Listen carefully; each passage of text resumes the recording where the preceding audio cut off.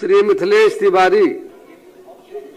माननीय मंत्री जी का जवाब मुझे डिजिटल माध्यम से प्राप्त हुआ है, लेकिन मैं आपके माध्यम से माननीय मंत्री जी से जानना चाहूंगा, ये मैटर बहुत ही गंभीर विषय है, क्योंकि लोग धार्मिक यात्रा पे आते हैं और आकर के और भारत की नागरिकता ले लेते हैं।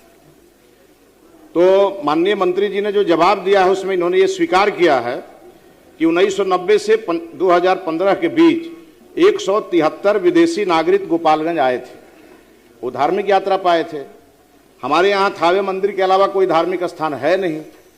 बहुत ऐसे लोग दिख रहे हैं आजकल, जो अगल बगल के लोगों से पूछा जाता है तो लोग कहते हैं कि ये कब आए, या कि इन्होंने बहुत आलीशान घर बना लिया, जमीन खरीद लिया, वोटर लिस्ट में नाम दर्ज करा लिया, SIR में भी नहीं पकड़े गए।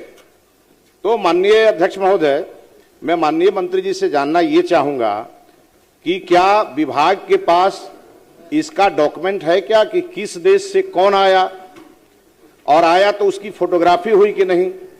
जब वो गए तो पुलिस थाना में तो उनकी सूचना दर्ज हुई, लेकिन क्या इमिग्रेशन ऑफिस से उसका सत्यापन कराया कि नहीं। बस माननीय मंत्री जी से मुझे इसी की जानकारी। माननीय मंत्री। अध्यक्ष महोदय, 173 लोग आए, ये बात सही है कि बाहर से लोग आए, उसमें से लगभग 168 लोग पाकिस्तान से आए, 1-2 आदमी ब्रिटिश से आए हैं, उज्बेकिस्तान से आए हैं, इनको भी। लेकिन जो माननीय सदस्य की चिंता है कि उसके आड़ में कोई आपराधिक घटना तो नहीं हुई, या कोई आज यदि एक तरह से वहां पर समृद्ध हुआ है तो उसके माध्यम से तो नहीं हुआ। तो मैं जरूर इसकी चिंता करता हूं। सरकार इस पर एक बार दिखवा लेगी, जांच भी करा लेगी, क्या इससे कोई दूसरा कार्य तो नहीं हो रहा है। टूरिस्ट वीजा पर आ रहे हैं तो क्या कोई दूसरा कार्य तो नहीं हो रहा है, इसका जांच जरूर करा लूंगा। श्री अख्तरुल रहमान।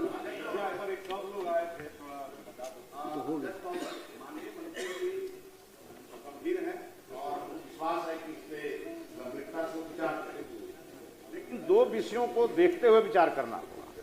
वो आए तो विदेशी मुद्रा वो लेके आए, तो उन्होंने किसको वहां ट्रांसफर किया उस बीच में, आखिर उन्होंने पैसे किसको दिए, उनका कोई रिश्तेदार जिसने उसको टूरिस्ट वीजा के लिए यहां से उनको आमंत्रित किया, उसकी जांच होनी चाहिए।